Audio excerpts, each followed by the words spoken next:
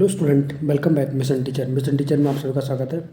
तो स्टूडेंट, चलिए हम लोग शुरू करते हैं आज की क्लास को और देखेंगे आज BD 105 जो आपका पेपर हुआ उसके आंसर की को चेक करते हैं। कितने क्वेश्चन आपके सही हुए हैं बताइएगा आप लोग कमेंट में करके। और चलिए तो डिस्कस करते हैं। पहला क्वेश्चन हमारा आपके सामने बच्चों, और आज आपका लास्ट पेपर था तो पेपर भी सारे ख़त्म हो चुके हैं। तो चलिए, बहुत अच्छा आप सभी का, आई होप अच्छे पेपर हुए होंगे सभी के और मार्क्स भी अच्छे आएंगे। चलिए क्वेश्चन नंबर 1 को देखते हैं। तो इस पेपर का पहला क्वेश्चन है हमारा,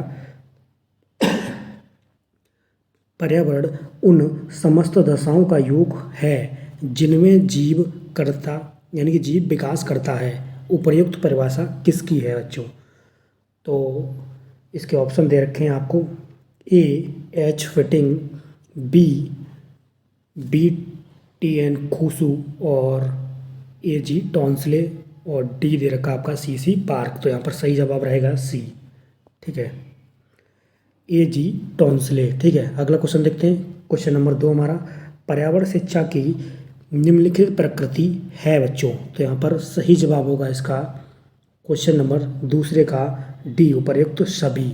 ठीक है बच्चों, सकारात्मक उपागम की प्रकृति, मूल्यों का उच्चीकरण करने की प्रकृति और विश्व बंधुत्व की प्रकृति, ये सभी ऑप्शन सही हैं। डी ऑप्शन सही होगा। अगला क्वेश्चन देखते हैं। क्वेश्चन नंबर हमारा 3। ठीक है बच्चों, थोड़ा स्मॉल कर लेते हैं इसको जिससे सारे क्वेश्चन दिखाएगा। चलिए क्वेश्चन नंबर 3 है हमारा, पर्यावरण के प्रति चेतना एवं वैज्ञानिक सोच का विकास है यहाँ पर।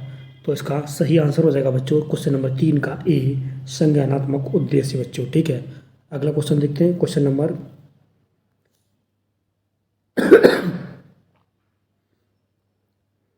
चलिए, वो बच्चे ने जो PDF भेजा है थोड़ा क्वेश्चन देख नहीं रहे, चलिए मैं बोल दूंगा, आवाज़ सुन लीजिए आप, पता चल जाएगा इससे।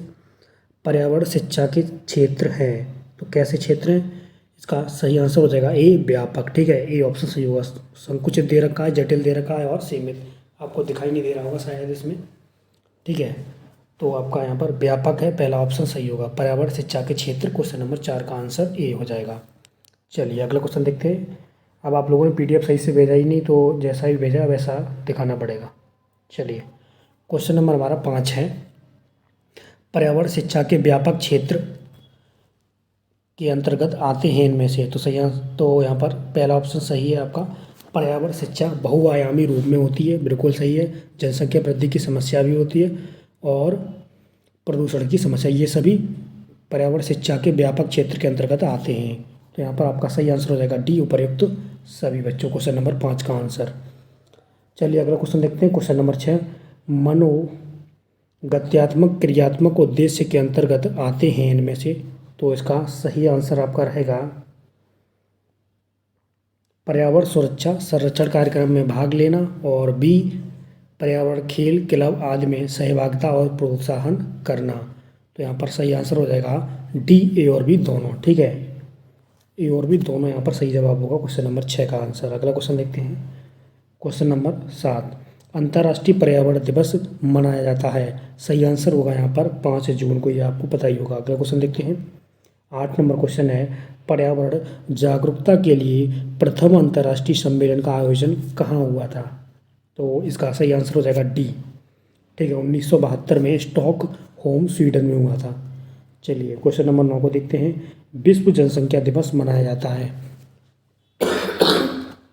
माफ़ करिए बच्चों, तो यहाँ पर क्वेश्चन नंबर 9 का आंसर है सी, 11 जुलाई को मनाया जाता है। ठीक है बच्चों, अगला क्वेश्चन देखते हैं। क्वेश्चन नंबर 10 है हमारा, चिपकू आंदोलन है यहाँ पर। तो सही आंसर हो जाएगा चिपकू आंदोलन आपका पेड़ों को बचाने के लिए किया गया था। ठीक है, तो सी ऑप्शन यहाँ बिल्कुल करेक्ट आंसर होगा इसका क्वेश्चन नंबर 10 का। अगला क्वेश्चन देखते हैं 11 नंबर। क्वेश्चन नंबर 11 है हमारा इस पेपर का, जीव जंतुओं, पेड़ पौधों, खनिज आदि को दिखाकर किसी तथ्य को स्पष्ट करना है। तो यहाँ पर सही आंसर हो जाएगा बच्चों आपका 11 का सी, सॉरी बी होगा 11 का आंसर हो जाएगा बी, प्रदर्शन विधि। ठीक है, दिखाकर यानी प्रदर्शन विधि के अंतर्गत आएगा ये सारी चीज़ें। अगला क्वेश्चन देखते हैं। Question number 12। क्वेश्चन नंबर 12 है, व्याकरण विधि के दोष निम्नलिखित में से कौन से हैं? तो ये है आपका शिक्षक का निष्क्रिय रहना और विद्यालयों का निष्क्रिय रहना, बिल्कुल दोनों ही निष्क्रिय हैं, तो ये दोनों ही व्याकरण विधि के दोष हो जाएंगे। सी ऑप्शन यहाँ पर भी करेक्ट होगा, ए और बी दोनों बच्चों। चलिए अगला क्वेश्चन देखते हैं, क्वेश्चन नंबर 13। क्षेत्र भ्रमण विधि सहायक है, इनमें से किसमें सहायक है? तो यहाँ पर आपका 13 का आंसर रहेगा पर्यावरण का प्रत्यय ज्ञान के लिए बिल्कुल सहायक, मनोरंजन के लिए भी सहायक है और प्रदूषण रोकने के लिए भी सहायक है। ठीक है, जब आप क्षेत्र भ्रमण करेंगे तो तभी आप इन चीज़ों के बारे में जान पाएंगे और सभी चीज़ों को फॉलो करेंगे। तो डी ऑप्शन यहाँ पर करेक्ट होगा। ठीक है, उपर्युक्त सभी। अगला क्वेश्चन देखते हैं, क्वेश्चन नंबर 14। प्रोजेक्ट विधि के प्रतिपादक कौन है बच्चों? तो सही आंसर है यहाँ पर ए, जॉन डीवी। चलिए अगला क्वेश्चन देखते हैं, क्वेश्चन नंबर 15। पर्यावरण शिक्षा के प्रचार में अधिक सहायक है, इनमें से सही आंसर हो जाएगा, ये क्वेश्चन ऊपर भी आ चुका है एक। ठीक है, तो प्रदर्शनी सबसे ज़्यादा सहायक होती है। ठीक है, डी ऑप्शन करेक्ट होगा। अगला क्वेश्चन देखते हैं, क्वेश्चन नंबर 16। केंद्र सरकार द्वारा इको क्लब योजना प्रारंभ की गई थी, तो यहाँ पर सही आंसर हो जाएगा 2000 से। ठीक है, डी ऑप्शन करेक्ट होगा 16 का आंसर। चलिए क्वेश्चन नंबर 17 को देखते हैं। दृश्य श्रव्य साधन हैं, ठीक है बच्चों, दृश्य श्रव्य साधन यहाँ पर पूछे, यानी ऐसे साधन जो देखते भी हों और सुनाई भी पड़ते हों। तो यहाँ पर विज्ञापन बिल्कुल नहीं होगा, चलचित्र नहीं होगा, वीडियो होगा बिल्कुल। ठीक है, तो सी ऑप्शन सही होगा यहाँ पर, बी वीडियो। चलचित्र नहीं होगा, विज्ञापन भी नहीं होगा। अब विज्ञापन इन्होंने लिख दिया है, तो विज्ञापन कौन से हैं? देखो, एक तो टीवी में भी ऐड आते हैं, वो भी उनको भी विज्ञापन बोलते हैं, और जो पोस्टर्स वाले होते हैं तो उनमें भी, लेकिन उनको दिखाई देता है, सुनाई नहीं देता है। ठीक, इसलिए सी ऑप्शन बिल्कुल सेफ ऑप्शन है यहाँ पर सही जवाब। चलिए क्वेश्चन नंबर 18 को देखते हैं। डिस्कवरी चैनल पर दिखाया जाता है, तो यहाँ पर वन जीवों को दिखाया जाता है, जी बिल्कुल दिखाया जाता है, पेड़ पौधों और जंगलों को दिखाया जाता है। तो यहाँ पर सी ऑप्शन सही होगा, उपरोक्त दोनों ही। ठीक है, चलिए अगला क्वेश्चन देखते हैं, क्वेश्चन नंबर 19 है बच्चों हमारा। विद्यालय में पर्यावरण शिक्षा दी जानी चाहिए, तो यहाँ पर सही आंसर होगा आपका प्राथमिक स्तर पर दी जानी चाहिए, बिल्कुल माध्यमिक स्तर पर भी और उच्चतर स्तर पर, यानी सभी स्तर पर पर्यावरण की शिक्षा दी जानी चाहिए। तो डी ऑप्शन करेक्ट होगा, उपरोक्त सभी। चलिए क्वेश्चन नंबर 20 को देखते हैं। पर्यावरण जागरूकता के लिए सबसे अधिक महत्वपूर्ण भूमिका किसकी हो सकती है? तो सही आंसर होगा शिक्षक की। ठीक है, बी ऑप्शन करेक्ट होगा। अगला क्वेश्चन देखते हैं, क्वेश्चन नंबर 21 है। पारिस्थितिकी शब्द का प्रयोग सर्वप्रथम किसने किया था? तो यहाँ पर 21 का आंसर हो जाएगा ए, अर्नेस्ट हैकल ने। चलिए क्वेश्चन नंबर 22 को देखते हैं। पारिस्थितिकी का अर्थ क्या है? तो यहाँ पर सही आंसर होगा बच्चों सी। ठीक है, जीव जंतुओं के निवास, और यानी कि क्वेश्चन नंबर 22 का, सॉरी माफ़ करिए, यहाँ पर सी नहीं होगा, डी ऑप्शन सही होगा। ठीक है, पारिस्थितिकी में इन जीव जंतु और के बारे में पढ़ा जाता है। ठीक है, इनके बारे में पूरी चर्चा की जाती है।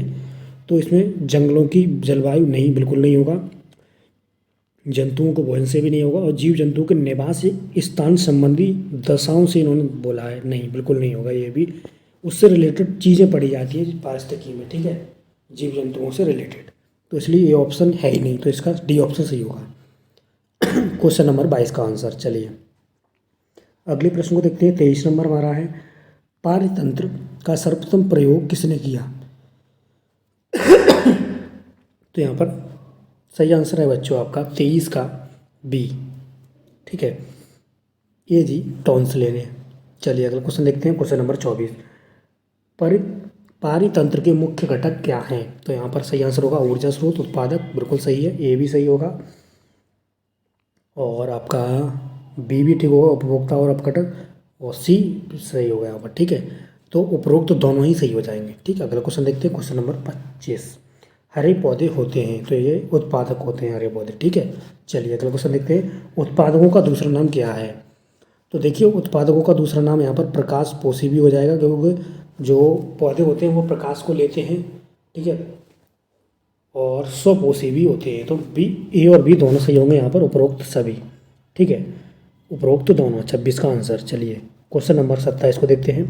प्रथम श्रेणी के उपभोक्ता हैं, तो यहाँ पर सही आंसर हो जाएगा ए, बकरी, गाय, हिरण और ऊँट, ये तो सभी को पता ही होगा। अगला क्वेश्चन देखते हैं 28 नंबर। C.E. एल्टन ने पारिस्थितिकी पिरामिड की संकल्पना प्रस्तुत की। तो यहाँ पर सही आंसर होगा 28 का आपका बी। ठीक है, 1927 में बच्चों। चलिए अगला क्वेश्चन देखते हैं, क्वेश्चन नंबर 29। मानव द्वारा शिकार करने से भोजन श्रृंखला श्रृंखला पर क्या प्रभाव पड़ता है बच्चों? तो यहाँ पर सही आंसर होगा आपका डी, ए और सी, यानी कि शाकाहारी जंतुओं की संख्या बढ़ जाती है और हरे भरे जंगल नष्ट हो जाते हैं। ठीक है, तो डी ऑप्शन करेक्ट होगा, क्योंकि जब मानव शिकार ज़्यादा करेगा तो जो मांसाहारी जैव जंतु हैं वो सारे मारे जाएंगे, और जब वो मारे जाते हैं तो उससे क्या होता है कि जो शाकाहारी होते हैं वो बच जाएंगे, तो वो बचेंगे तो वो जंगलों को खाएंगे, नष्ट करेंगे, इससे और शाकाहारी जंतुओं की संख्या बढ़ेगी भी। ठीक है, तो बी ऑप्शन यहाँ सही नहीं होगा, डी सही होगा, ए और सी। बच्चों अगला क्वेश्चन देखते हैं, क्वेश्चन नंबर हमारा है अगला 30।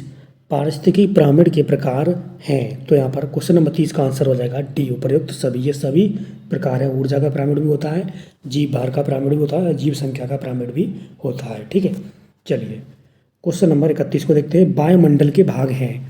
तो बिल्कुल सही, दोनों ही सही होंगे यहाँ पर, चौमंडल, सप्ताह मंडल और मध्य मंडल एवं बाह्य मंडल। ठीक है, सी ऑप्शन सही होगा यहाँ पर, ए और बी दोनों। अगला क्वेश्चन है 32 नंबर। सबसे अधिक ऊंचाई पर कौन सा वायुमंडल होता है? तो इसका सही आंसर हो जाएगा डी।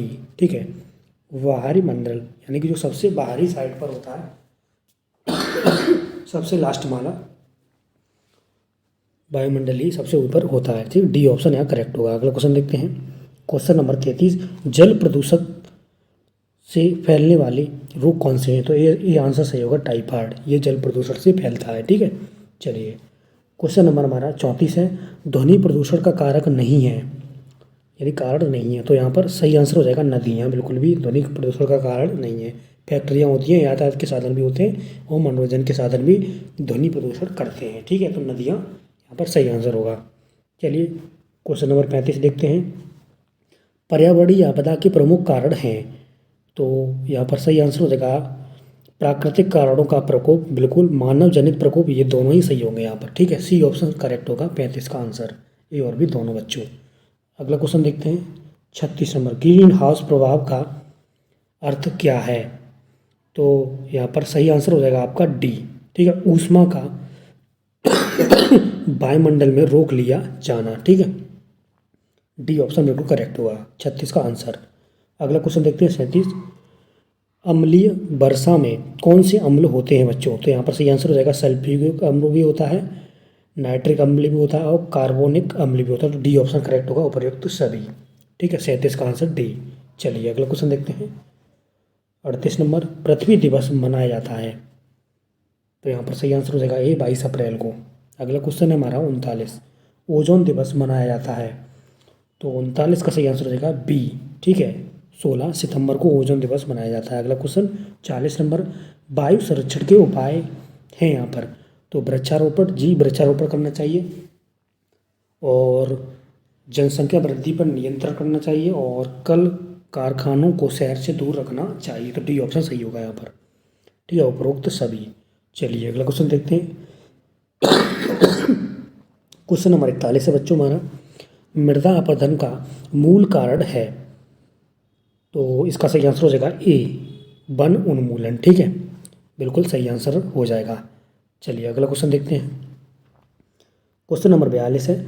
उत्तराखंड के पर्यावरणवादी जिन्हें 2009 में पद्म विभूषण मिला था। तो यहाँ पर सही आंसर हो जाएगा बी। ठीक है, सुंदरलाल बहुगुणा जी को। अगला क्वेश्चन देखते हैं 43। भारत का सबसे बड़ा प्राणी उद्यान कहाँ है? तो सही आंसर होगा बी, कोलकाता में बच्चों। चलिए अगला क्वेश्चन देखते हैं 44। ताजमहल किसके कारण खतरे में है? सही आंसर होगा सी, SO2 के कारण। ठीक है, अगला क्वेश्चन देखते हैं 45 नंबर है। भारतीय वन्यजीव संस्थान स्थित है। तो भारतीय वन्यजीव संस्थान आपकी देहरादून में स्थित है, ए ऑप्शन करेक्ट होगा 45 का आंसर। ठीक है बच्चों, चलिए अगला क्वेश्चन देखते हैं, क्वेश्चन नंबर 46। भारत का सबसे बड़ा पवन चक्की संयंत्र कहाँ पर है? तो इसका सही आंसर होगा आपका 46 का बी, तमिलनाडु। चलिए अगला क्वेश्चन देखते हैं, क्वेश्चन नंबर 47। पर्यावरण पर स्टॉकहोम सम्मेलन कब हुआ? तो सही आंसर है, ये क्वेश्चन 2 बार आ गया आपका, ठीक है, सी 1972 में। अगला क्वेश्चन देखते हैं, क्वेश्चन नंबर 48। हमारे वायुमंडल में सर्वाधिक प्रचुरता में पाई जाने वाली गैसें कौन सी हैं? तो सही आंसर हो, गैस कौन सी है? सही आंसर होगा नाइट्रोजन, सबसे ज़्यादा मात्रा में होती है वायुमंडल में, ठीक है।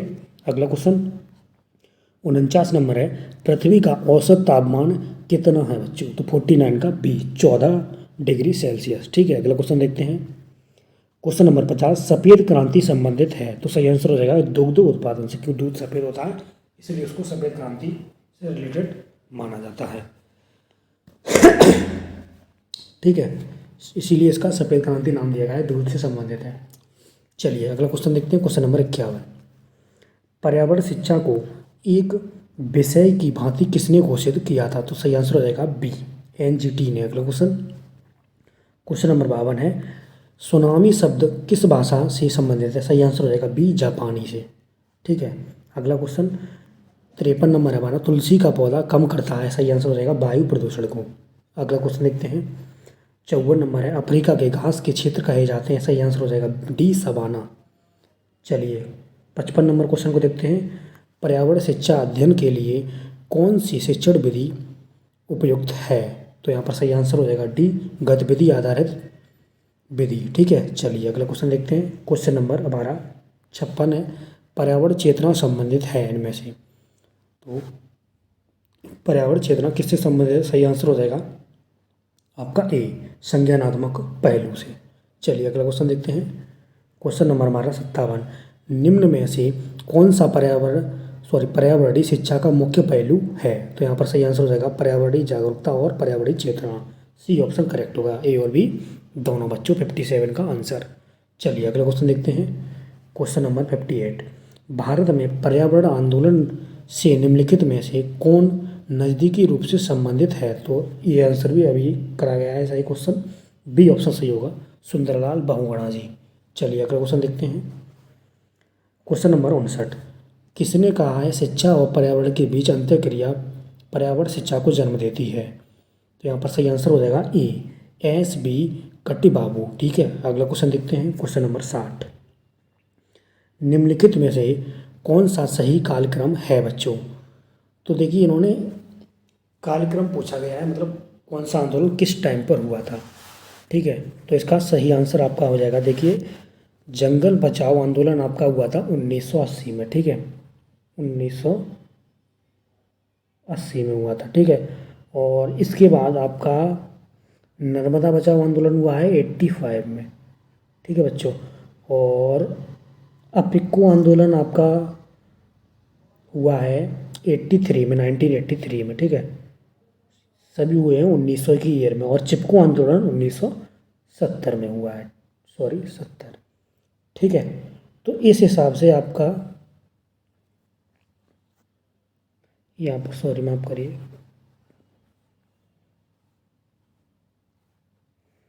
क्वेश्चन नंबर था हमारा ये, ठीक है, ये रहा 60, कालक्रम के अनुसार बताना है। तो हमारा यहाँ पर सही आंसर हो जाएगा सी, ठीक है, DACB, ठीक है बच्चों, सी ऑप्शन बिल्कुल करेक्ट होगा, यानी कि चिपको आंदोलन 1970 में। फिर दूसरे नंबर पे आएगा ए जंगल बचाओ आंदोलन जो कि हुआ है 1980 में। और फिर सी आएगा अपिक्को आंदोलन जो हुआ है हमारा 1983 में। और सबसे लास्ट में आएगा नर्मदा बचाओ आंदोलन जो 1985 में हुआ है, क्योंकि उन्होंने कालक्रम के अनुसार पूछा गया है, यानी कौन सा कब हुआ है उसके हिसाब से। तो यहाँ पर आंसर सी हो जाएगा, ठीक है। चलिए अगला क्वेश्चन देखते हैं, क्वेश्चन नंबर हमारा 61, डेसिबल को संक्षिप्त में कैसे लिखा जाता है? तो सही आंसर हो जाएगा DB, ठीक है, बी, डी और बी, ए ऑप्शन करेक्ट होगा। चलिए बच्चों अगला क्वेश्चन देखते हैं, क्वेश्चन नंबर 62 है, खाद्य श्रृंखला कितने प्रकार की होती है बच्चों? तो यहाँ पर 62 का आपका आंसर होगा सी, ठीक है, 3 प्रकार की होती है खाद्य श्रृंखला। अगला क्वेश्चन 63 नंबर है, पारिस्थितिकी पिरामिड कितने प्रकार के होते हैं बच्चों? तो यहाँ पर 63 का आंसर हो जाएगा ए, 3 प्रकार के होते हैं। चलिए अगला क्वेश्चन, क्वेश्चन नंबर 64, CLE का पूरा नाम क्या है? तो इसका आप लोग आंसर बताइएगा कमेंट करके इसका आंसर क्या होगा। क्वेश्चन नंबर 64 का आप पर छोड़ रहा हूँ। चलिए अगला क्वेश्चन देखते हैं। क्वेश्चन नंबर 65 है। क्वेश्चन नंबर 65, वनों की कटाई का क्या प्रभाव होता है? तो यहाँ पर सही आंसर हो जाएगा मृदा अपरदन, बिल्कुल। और जल आपूर्ति की विश्वसनीयता में कमी आती है, बिल्कुल आती है। और वर्षा की मात्रा में भी गिरावट होती है। ठीक है, डी ऑप्शन यहाँ करेक्ट होगा उपरोक्त सभी 65 का आंसर। चलिए अगला क्वेश्चन देखते हैं। क्वेश्चन नंबर 66, 64 नंबर क्वेश्चन का आंसर जरूर बताइएगा आप लोग कमेंट में। चलिए, स्वच्छ गंगा अभियान का कार्यालय भारत में कहाँ स्थित है? तो इसका सही आंसर हो जाएगा बी, हरिद्वार में। चलिए अगला देखते हैं। 67, सबसे बड़ा वर्षा जंगल इस निम्न स्थानों में से कहाँ स्थित है? सही आंसर हो जाएगा डी, अमेजोन बेसिन को ही सबसे बड़ा वर्षा का जंगल कहा जाता है। ठीक है, अगला क्वेश्चन देखते हैं। 68, एक पारिस्थितिकी तंत्र में आपस में जुड़ी श्रृंखलाओं की एक विस्तृत श्रृंखला मिलकर एक फिलिंग द ब्लैंक्स बनाती है। तो सही आंसर हो जाएगा ए, खाद्य श्रृंखला। ठीक है, अगला क्वेश्चन देखते हैं। क्वेश्चन नंबर 69, इनमें से सबसे अधिक प्राकृतिक रूप से होने वाली और बार बार आने वाली आपदा कौन सी है? तो सही आंसर हो जाएगा ए, सुनामी। ठीक है, ये हर बार आती है सुनामी। चलिए अगला देखते हैं। क्वेश्चन नंबर 70, निम्नलिखित में से मानव गतिविधि जो क्षेत्रीय और वैश्विक प्रभाव डालने वाले अत्यधिक पर्यावरण प्रदूषण का कारण बनती है? तो सही आंसर होगा ए, औद्योगिकीकरण। ठीक है, ये सबसे ज़्यादा प्रदूषण, यानी कि जो कंपनियां होती हैं, फैक्ट्रियां यहाँ पर होती हैं, वहाँ पे सबसे ज़्यादा पॉल्यूशन होता है। तो औद्योगिकीकरण यहाँ पर सही जवाब हो जाएगा 70 का आंसर। चलिए क्वेश्चन नंबर 71 को देखते हैं। निम्नलिखित में से कौन सा चलिए बच्चों क्वेश्चन नंबर 71 को देखते हैं। निम्नलिखित में से कौन सा सिंथेटिक रसायन ओजोन परत क्षरण के लिए जिम्मेदार है? तो यहाँ पर सही जवाब होगा आपका क्लोरोफ्लोरोकार्बन्स। ठीक है, बी ऑप्शन सही होगा। अगला क्वेश्चन देखते हैं। क्वेश्चन नंबर 72, ग्रीन मफलर संबंधित है? तो यहाँ पर सही आंसर हो जाएगा आपका ग्रीन मफलर संबंधित है सी, ध्वनि प्रदूषण से। चलिए अगला क्वेश्चन देखते हैं। 73, स्मॉग क्या है बच्चों? तो यहाँ पर सही आंसर हो जाएगा डी। ठीक है, धुआं और धुंध। चलिए अगला क्वेश्चन देखते हैं। क्वेश्चन नंबर 74 है हमारा। 1984 की भोपाल त्रासदी किसके रिसाव के कारण हुई थी? यानी कौन सी गैस के रिसाव के कारण हुई थी? तो सही आंसर हो जाएगा ए, मिथाइल आइसोसाइनाइड के कारण। ठीक है, चलिए अगला क्वेश्चन देखते हैं। लास्ट क्वेश्चन है इस पेपर का। अम्लीय वर्षा उत्पन्न करने वाली मुख्य गैसें हैं? तो यहाँ पर सही आंसर हो जाएगा बच्चों ए। ठीक है, सल्फर डाइऑक्साइड और nitrogen dioxide, A option correct होगा। तो बच्चों हमने क्वेश्चन नंबर 75 को कंप्लीट कर लिया।